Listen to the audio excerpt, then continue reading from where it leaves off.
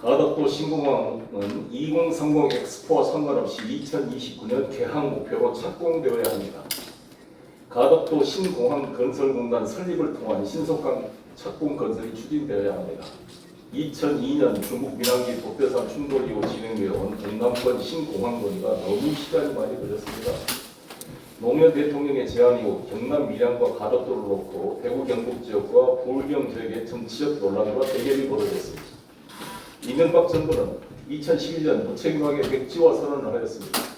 그 이후 박근혜 정부에서 논의가 재개되었지만 결국 김해 신공항 확장으로 결론이 났습니다. 그러나 이것은 장고 끝에 압수로 평가되었습니다. 김해공항의 위험성과 소음 피해 문제와 7시간 통행 금지 문제가 전혀 해결되지 않은 졸속적인 결정이었습니다. 그런데 문재인 정부에서도 이러한 문제점 지적을 외면하고 국토부의 완강한 반대와 청와대 총리실 등의 소극적 태도로 가덕도 신공항이 문재인 정부 임기 말이 될 때까지 제대로 논의가 안 되었습니다. 저는 수도권 의원 중 유일하게 김해공항 확장한 문제점을 지적하고 끊임없는 현장 연구를 통해 가덕도 신공항 필요성을 제기해왔습니다. 2018년 새롭게 등장한 부울경 민주당 지방정부와 시민단체, 국회의원들이 힘을 합하여 가덕도 신공항 필요성이 제기가 되었습니다. 특별법이 통과되고 국토부는 2024년 착공, 2029년 개항이라는 계획을 발표하였습니다. 지난 4월 13일 대구 경북 통합 신공항 특별법도 통과되어서 2025년 착공, 2030년 개항 목표로 추진되고 있습니다. 딱 1년 차인데 부울경과 대구 경북 간의 또 공항 선점 효과를 노린 치열한 경쟁이 불가피해졌습니다. 2030년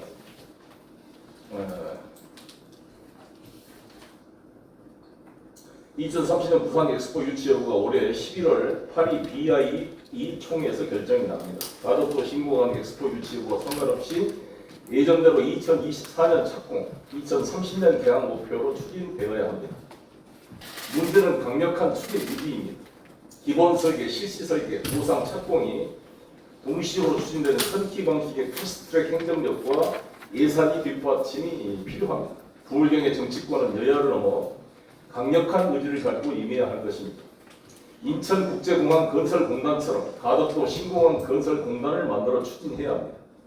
2년간 건설 현장에서 컨테이너 박스에 살면서 성공적인 인천국제공항을 만들어낸 강봉석 전 교통부 장관 같은 탁월한 리더십을 발굴하여 힘을 실어줘야 합니다. 부산 산업구조의 질적 전환이 필요합니다. 부산은 합계 출산율이 0.72명으로 0.59명인 서울에 이어서 꼴찌에서 두 번째를 기록하고 있습니다. 27,000여 명이 사망하시는데 14,000명이 태어나 인구가 급속히 감소하고 노령화되고 있습니다. 노인과 바다라는 말이 나오고 있습니다. 이런 추세로 가면 300만이 무너지고 곧 GRDP, 지역 총생산 역시 인천에게 초월당하게 되어 있습니다. 인구까지 초월당하게 될 것입니다. 부산 기업 중 전국 100대 기업 안에 포함된 기업이 하나도 없습니다.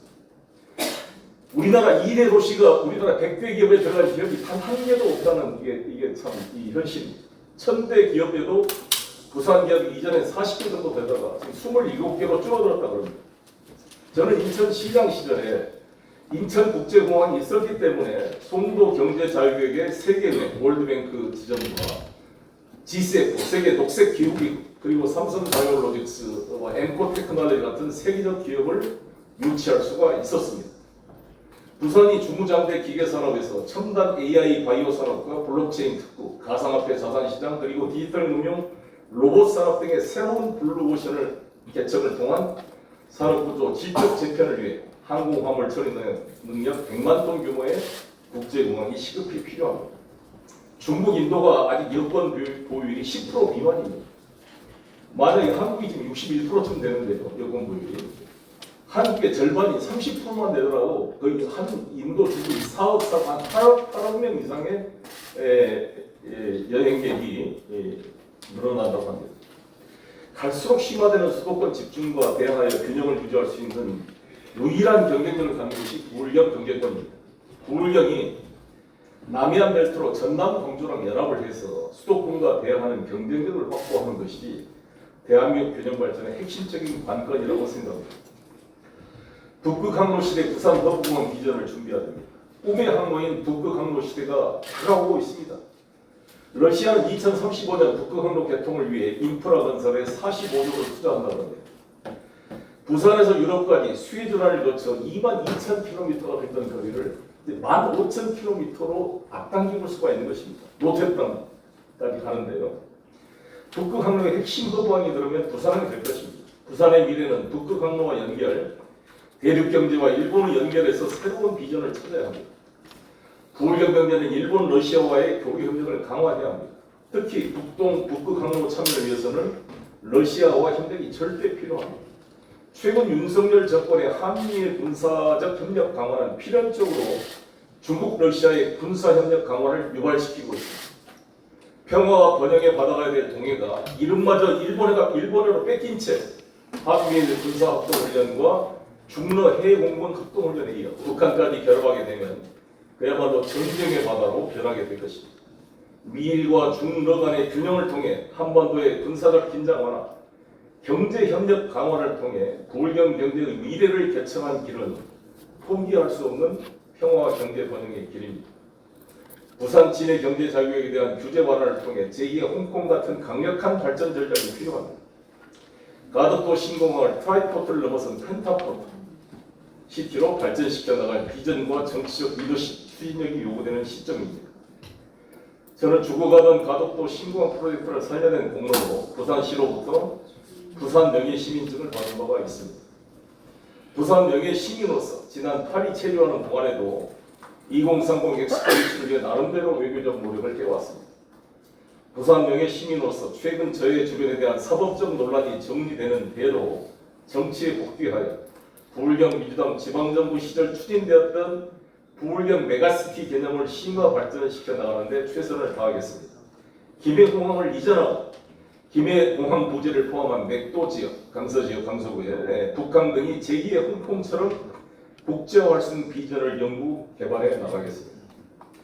서해바다와 동해바다가 제2의 지중해가 되고 부산과 인천이 제2의 베네치아처럼 태평양과 유라시아 북극항로 무역을 주도하는 펜타포트 시티, 공항과 항만의 투포트 시스템이 확립될 수 있도록 최선을 다하겠습니다.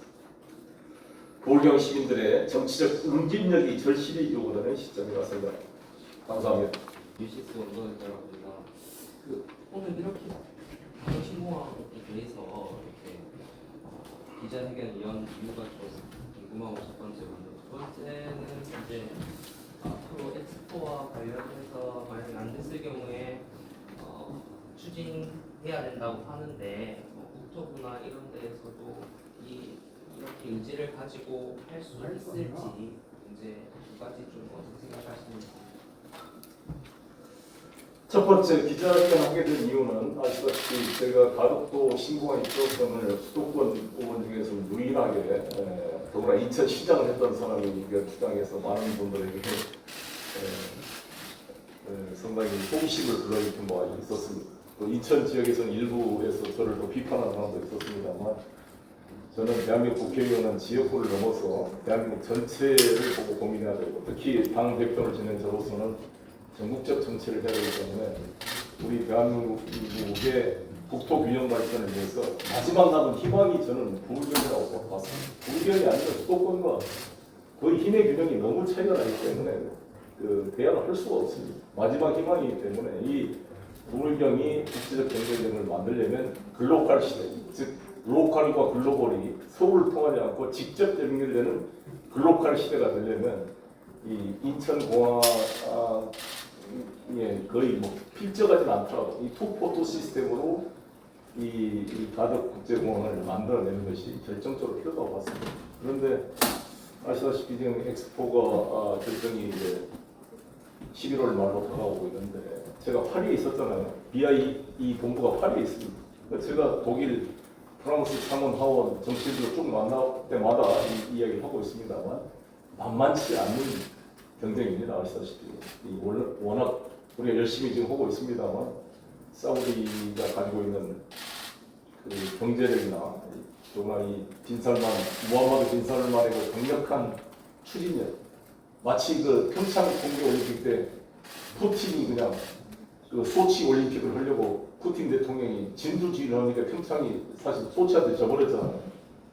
꼭 그런 느낌처럼 이 비살만이 거의 푸틴과 같은 강력한 리더십으로 또 레옹시티도 준비해야 되고 2032년이 사우디 이 왕국 수립 100주년이 거기에 맞춰가지고 이 국가적 목표로 강력히 리야드를 추진하고 있기 때문에 만만치가 않습니다. 또 로마도 있고 그래서 이게 물론 이제 1차 투표에서 3분의 2를 과연 하기도 쉽지 않을 거라고 보는데 2차 투표까지 준비를 해야 되는데 아무튼 여기에다만 목을 걸고 있다가 만약에 안 되고 있을 경우에 이 동력이 확 잃어버릴 위험이 있기 때문에 저는 미리 우리 정부 당국에서도 일단은 상관없이 하겠다고 국토부가 이야기를 하고 있는 것은 다행입니다만 확실하게 우리 부산 시민들이 쐐기를 박을 필요가 있겠다.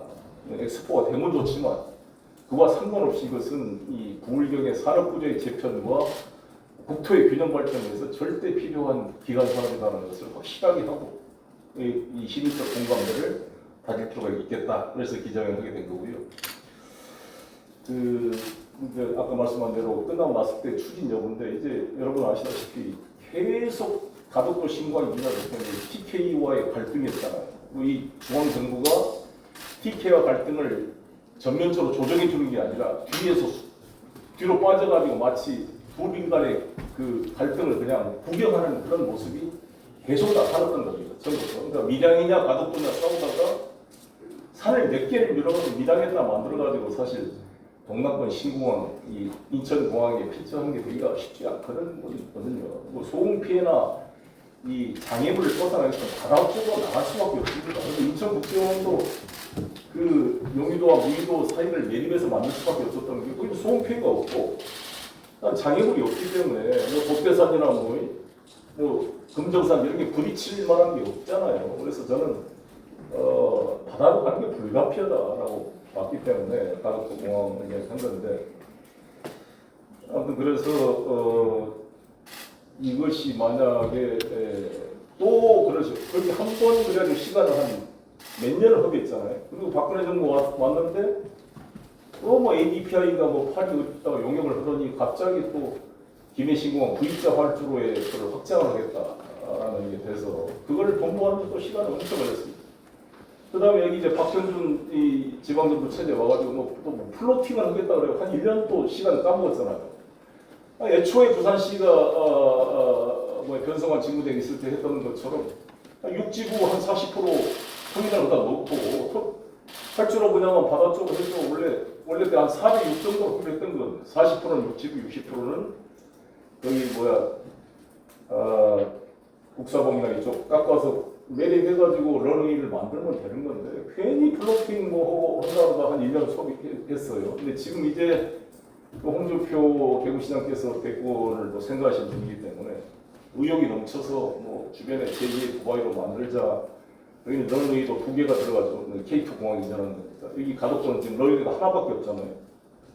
그러니까 이런 것에 또 이제 통합 신공항도 특별히 만들어지기 때문에 둘이 또 이거 경쟁하고 선점하다가 정책 공격이 떨어져가지고 태국공항이 먼저 추진돼 버리고 여기가 뒤로 밀려나갈 그런 개연성도 배제할 수 없는 그런 면이 있기 때문에 이게 저는 저도 대구 K2 공항 해야 된다는 주장이고 당연히 하는 거지만 역할 분담이 필요하고 이 가덕도 신공항은 그야말로 우리가 이야기했던 한 부산 지역의 공항이 아니라 동남권 신공항, 전남 광주까지를 포괄할 수 있는 그런 인천공항의 어떤 예비 대체 투포트 시스템으로서 국가 전략적으로 발전시켜야 된다 이런 얘기를 말씀드립니다. 예, 추가. 네, 복귀 전. 네. 네. 저는 오늘 사실 송영희 대표님 오신다 그래서 가덕 전도사 자격으로 모신 게 아닌가 했는데 실제로 와보니까는 주장이 사실 너무 많아서 이 질문을 꼭 한번 했으면 합니다. 지난 잼버리 사태 때문에 김한규 원내대변인이 네. 폭탄을 맞았어요. 네. 부산에서는 연일 시민단체 여권 연일 폭탄을 맞았는데 더불어민주당 부산시당의 반응이 정말 상상 외였습니다. 네. 김한규 대변인한테 이거는 대변인 잘못했다. 네. 이거는 그래서 부산시당이 이제 이 부분에 대해서는 이제 공개적으로 유감을 표한다라고 이야기를 하셨어요. 네. 그런데 김한규 의원이 실제적으로 하신 말은 잼버리 사태처럼 계속 준비가 안 되어 있고 지금 가덕신공항 2029년 개항을 한다고 하면서 엑스포를 같이 한다고 하지만 실제적으로 타임라인상 준비된 게 없다. 그리고 북한에서는 지금 뭐 오페라 하우스 중단된 문제라든지 뭐 우리 지금 오페라 하우스 문제라든지 지금 그 가덕신공항 공사 분단에 관련해서도 기재부가 맡고 있어서 지금 진행되지 않고 있다는 점 이런 걸 다 빼놓고 김한규 의원이 잘못했다라고 하면 도대체 민주당을 지지하는 사람들과 그리고 그걸 밖에서 보고 있는 중도층들은 도대체 민주당 부산시당은 저렇게 부심점이 없나 어떻게 자당 의원을 저렇게 앞장서서 나쁘다고 몰 수 있나 이렇게 생각을 할 수 있단 말이죠. 그런데 만약에 이런 입장에서 손영 대통령이 만약에 민주당이 계속 남아 계셨으면 지금 나는 이렇게 있을 것이다 라는 이런 가이드라든지 이런 게 있겠습니까? 사실 제가 아시다시피 민주당을 탈당에 있어서 당에 대해서 뭐 말하는 게 좀 조심스럽습니다. 그러나 김한규 의원 말씀 잘못한 거죠. 실제로 이제 김한규 의원님의 충정은 잼머리처럼 되지 않도록 철저히 준비해라 이런 취지로 했겠지만 그걸 가지고 엑스포 유치에 조금이라도 부정적으로 이렇게 이용되도록 비밀 건 적절치 않다고 봅니다. 대신 제가 와서 쭉 보니까 플랜카드에다가 국민의힘 부산시당 각 지역 국회의원들이 김한규 그 발언을 가지고 민주당 사과를 막 써놨던데 나는 이거 당 대표가 한 말도 아니고 이게 초선 의원이 한 말인데 그냥 무시하고 지금 중요한 것은 엑스포 유치 성공이 중요하지 왜 그거를 국민의힘이 더 떠들어가지고 그거를 더 이렇게 마이크를 확산시킬 필요가 있는 것인가. 그리고 집권당이라는 것은 그렇잖아요. 야당이 비판할 수 있는 거잖아요. 자, 그러면 집권당은 지금 야당을 공격해가지고 나중에 실패했을 때 책임을 민주당에 떠넘기려고 알리바이 만드는 게 중요한 게 아니라 모든 걸 감수하고 현재 이 치열한 경쟁이 벌어지고 있는 부산과 리야드의 싸움에서 이기는 게 중요한 것입니다. 그러면 굳이 이런 말을 시끄럽게 할 필요가 없는 거죠. 그냥 무시하고 이거 당의 공식적 입장도 아닌데 한 국회의원이 한 말인데 그래서 나는 그걸 지나치게 프랑카드지 걸고 오는 것은 나는 이 국민의힘이 도망갈 구멍을 만들려고 저렇게 쓰는 게 아닌가. 이거 총력을 다해야 된다 이렇게 말씀을 드리고 싶고요. 그리고 그 잼버리 때도 마찬가지고 잼버리 때도 아니 전북 도가 한 거지만 이거 책임이 있겠지만 원래는 박근혜 정부 때부터 위치가 그게 정해진 겁니다. 박근혜 정부 때 했다가 결국 1년 3개월이 넘도록 윤석열 정부가 그걸 이제 책임을 인수한 거잖아요. 그리고 행안부 장관, 문체부 장관, 여성가족부 장관 세 중앙부 장관이 공동 대위원장으로 들어갔고 또 윤석열 대통령 자신이 최초의 보이스카우트 출신 대통령이라고 자랑하고 명예대회장까지 맡은 그 대회를 저렇게 형편없이 해놓고 그걸 뭐 문재인 정부 탓이다, 뭐 전라북도 탓이다고 하는 것은 좀 집권당으로서의 자세가 아니라고 생각합니다. 권한은 항상 책임이 따른 건데 그래서 저는 이 엑스포 문제도 모든 책임을 집권당과에게 진다. 우리 야당도 전폭 지원하는 거니까요. 유치를 위해서는 그렇게 해야 되지 않을 것이고요. 문재인 대통령 당선되시고 나서 평창 동계올림픽이 사실 전망이 쉽지 않았습니다. 세 번째 도전에서 얻은 평창 동계올림픽을 그래도 우리가 노력을 해서 북한을 참여하고 평화올림픽으로 만들어 성공시켰잖아요. 그런 그것을 좀 교훈으로 삼아서 윤석열 정부가 잘 해줬으면 하는 생각입니다. 예, 연합뉴스 오수희 기자입니다. 네. 여기 사법적 논란이 정리되면 정치에 복귀하시겠다고 하는데 네. 아직 검찰 소환 결정도 아직 안 잡힌 상황이셨습니까? 네. 구체적으로 러프하게라도 그림 그리고 계신 게 있는지 정치 복귀에 대해서. 글쎄요, 이 검찰이 뭐 가면은 아직 준비 안 됐다 오지 말라고 그러니까 언제 준비가 될지 모르지만 그것과 상관없이 저는 이제 활동을 할 수밖에 없고 저는 애초에 그 검찰이 무리한 수사를 하고 있는 것이다. 아시다시피 국민 여러분들께서 부산에도 제가 시민들 여러 들어보니까 송영길 전당대회 밥 사준 사람 그 모 기업인을 공장까지 압수했다는 기사를 보고 사람들이 다 욕을 한다 그러더라고요. 이거 전당대회 밥 사준 사람까지 수사. 자기들은 서초동에 검사들 그렇게 밥 먹고 영수증도 제대로 제출도 하지 않고 영수증도 싹 가려버리고 뭐 휘발돼 버렸다고 그렇게 거짓말을 하는 이런 검찰이 전당대는 일반 유권자를 상대로 금품 향응을 제공하는 것도 아니고 한 정당의 잔치고 서로 지지자들끼리 격려하고 그런 데에서 그 밥 사준 것단을 가지고 그 기업을 전체를 압수수색하고 이런 것은 너무 과도한 행위가 아닌가 싶습니다. 어찌됐든 저는 뭐 아시다시피 주위 사람 괴롭히지 말고 송영길 소환해라 빨리 일본대 하고 있는 입장인데 뭐 당장 할 것 같지는 않으니까 일단 뭐 저의 활동을 계속해 가고 이제 이게 사법 처리가 종료된다는 것은 만약에 더 증거가 안 나오면 검찰이 무혐의 처리를 해야 될 것이고 그래도 안 나오면 억지로 저를 기소한다면 제가 법정에 싸워서 저의 결백을 밝히고 이 문제를 처리하고 일단 기소가 된다는 것은 수소가 종료될 거니까 그때부터는 이제 좀 더 자유롭게 정치 활동을 할 수 있지 않을까라고 생각합니다. 신문 한준희 기자입니다. 그 대표님께서 얼마 전에 그 신당이 불가피하고 또 그것을 누가 주도할 것인가라는 고민만 남았다라고 인터뷰를 하시는 게 조금 전에 나왔는데요. 이게 이제 신당 추진을 하는데 어떤 역할을 하시겠다는 의미로 저희가 받아들이는 건지 궁금하고요. 네, 한 가지 더 말씀드리면은 부산 오시기 전에 광주 가셨고 그리고 이후에 또 다른 지역으로 가시는 걸로 알고 있는데 지금 전국 순회를 하고 계시는 건지 만약 맞으시다면 그 특별한 이유가 있으신지 궁금합니다.